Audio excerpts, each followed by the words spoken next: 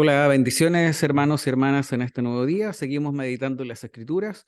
Hoy leeremos los capítulos 11, 12, 13 y 14 del segundo libro de Samuel. Y lo primero que quiero hacer hoy día es recomendarles leer detenidamente estos capítulos y sobre todo que recuerde estar orando mientras lee la Escritura. Antes de leer, siempre es bueno estar orando para que el Señor revele por medio de su Espíritu Santo y nos abra nuestro entendimiento para poder comprender la profundidad de sus enseñanzas. En estos capítulos creo que hay muchas enseñanzas y versículos claves. Sin embargo, por tiempo solamente podremos comentar algunas cosas. En la lectura de hoy, al igual que otros capítulos, quizás quedaremos asombrados por el pecado presente en estos relatos, pero siempre debemos recordar que esa es la realidad de la pecaminosidad que abunda finalmente en el hombre en este mundo caído. Cuando comencemos nuestra lectura en el capítulo 11, leeremos la conocida historia de David y Betsabé. Esta historia ha sido utilizada para muchos sermones con múltiples enseñanzas respecto a su aplicación, por lo tanto, en su lectura puede ser muy familiar y de fácil comprensión. Uno de los puntos que quizás más ha llamado mi atención sobre el relato siempre es ver que el ejército de Israel salió a luchar contra los amonitas, sin embargo, David decidió quedarse en Jerusalén.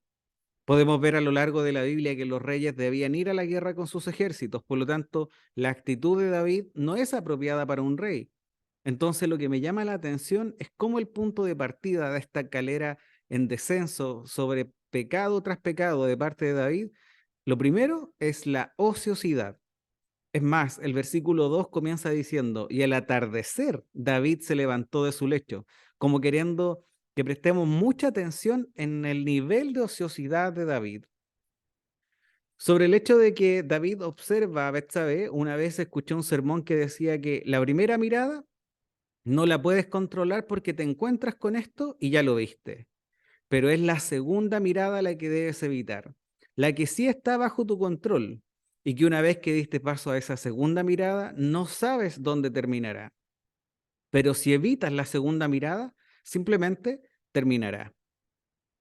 En el relato veremos cómo claramente David, mirando desde lo alto de su casa al pueblo, se encontró con una bella mujer bañándose. Sin embargo, éste siguió mirándola hasta que su carnalidad se apoderó completamente de él, oscureciendo así su mente y su corazón.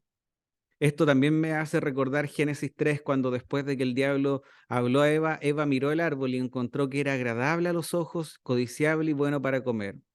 Esto me hace pensar en cómo David encontró en Betsabé que era hermosa, por lo tanto era agradable a los ojos, pero después lo que continuó fue que la codició para sí.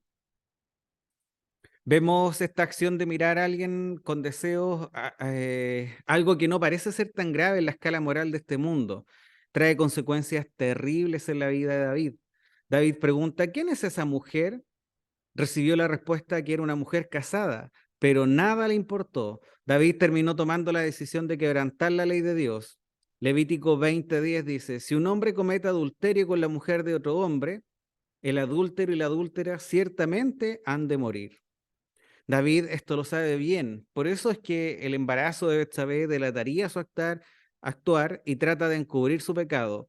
Piensa que si viene Urías y se acuesta con Betsabé, bastará para que nadie sepa de su pecado y así poder atribuir el embarazo a Urías. Pero Urías era en extremo fiel a Dios, al rey y a su pueblo. Esto lo vemos en sus respuestas constantes a David del por qué finalmente no fue a su casa. David incluso intentó emborracharlo pensando que así bajaría y tomaría a su mujer, pero ni así lo logró. Esto llevó a David a un pecado más grande aún y le pide que vuelva a la guerra y envía una carta con el mismo con el mismo Urias hasta donde Joab para que lo exponga a muerte y así Joab lo hizo cumpliendo la orden de David, dando muerte no solamente a Urias, sino que también a otros del ejército en medio de la batalla. David, lejos de conmoverse ante la noticia de la muerte de Urías o los otros soldados, dice, la espada devora unas veces a unos y a otras veces a otros.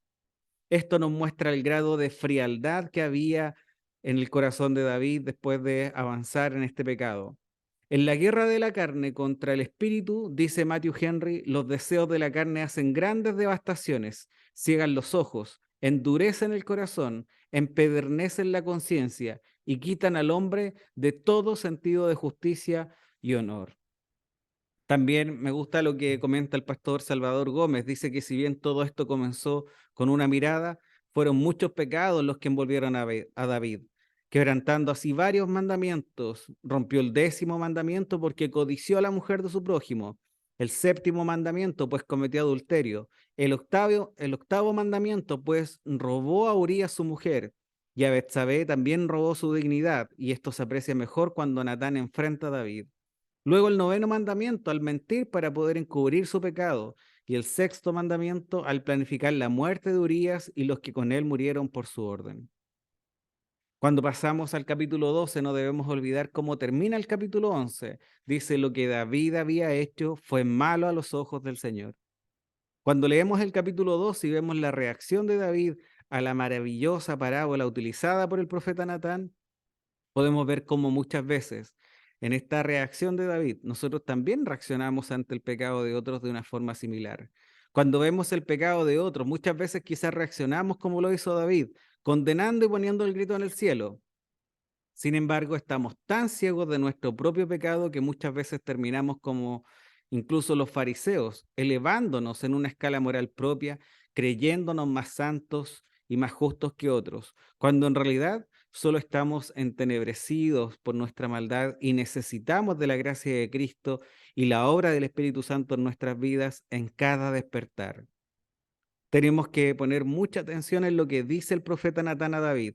Esto marcará nuestra lectura en los siguientes días. Veremos cómo se cumple cada uno de los castigos que advirtió Natán a David. Pero también quiero destacar algo que debemos recordar. En este relato veremos que dice así, dice, en verdad tú lo hiciste en secreto, pero yo haré en esto delante de todo Israel a plena luz del sol.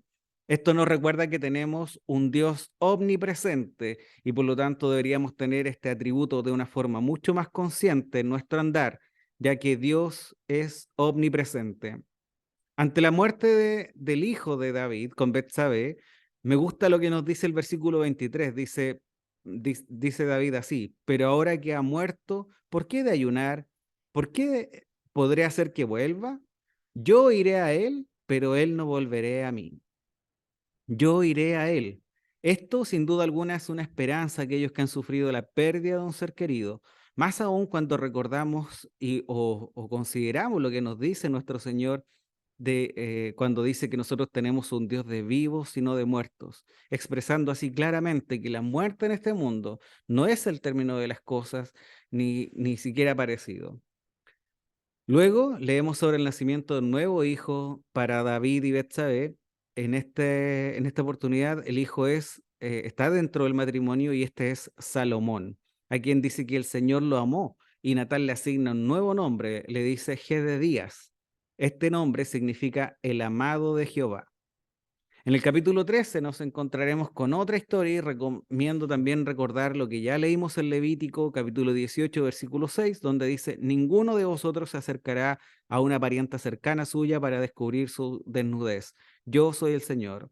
Y esto está complementado con Levítico, capítulo 18, versículo 9, donde nos dice, la desnudez de tu hermana, sea hija de tu padre o de tu madre, nacida en casa o nacida afuera, su desnudez no descubrirás.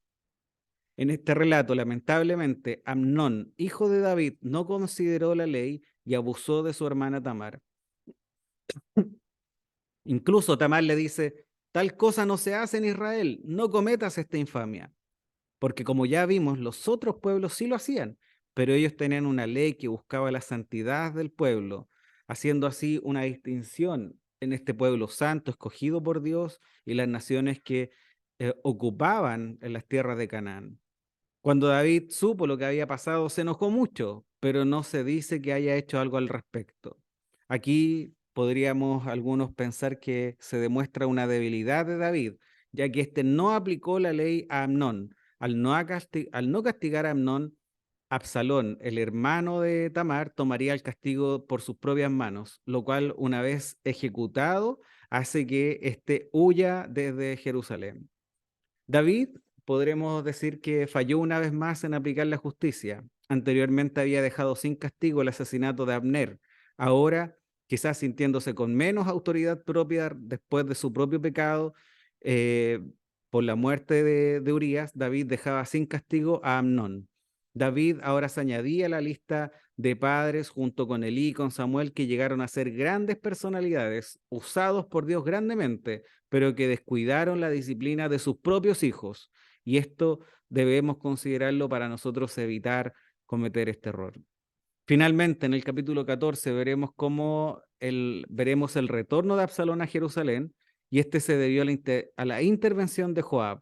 Según la traducción de la Reina Valera actual, dice que Joab se daba cuenta de que el corazón de David se inclinaba por Absalón. Pero hay otros traductores que piensan que en realidad lo que dice es que David se inclinaba en contra de Absalón. Esta preposición en hebreo se traduce tanto como por o también como en contra de o a favor de.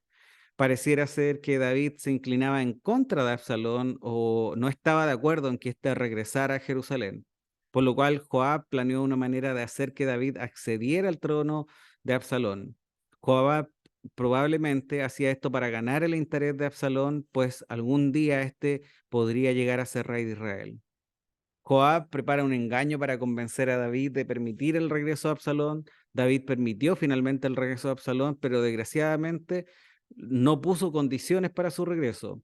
Podría haber puesto condiciones, como por ejemplo el arrepentimiento, haber hecho alguna promesa de parte de él, pero sin embargo simplemente lo recibió sin poner ninguna condición. Al recibir a Absalón sin condiciones, esto le va a costar caro a David y ya lo leeremos. La verdad es que David no recibió a Absalón en su casa, pero sí le permitió regresar a Jerusalén. En todo este relato veremos acontecimientos quizás muy chocantes, muy lamentables, pero finalmente no debemos olvidar que solamente se está viendo cómo se va entretejiendo el cumplimiento del castigo anunciado por el profeta Natán a David por causa de su pecado, utilizando el pecado de quienes participan en esta historia. Así que en este anuncio de Natán leeremos que David ha despreciado la palabra del Señor y ha hecho lo malo delante de sus ojos, y por lo tanto lo que ocurre viene como castigo para David. Así que hermanos, les animo a continuar con su lectura. Recuerde acompañarla de mucha oración, estar orando por esto, por sus hermanos también, para que todos puedan perseverar en la meditación y comprensión de las Escrituras. Bendiciones a todos.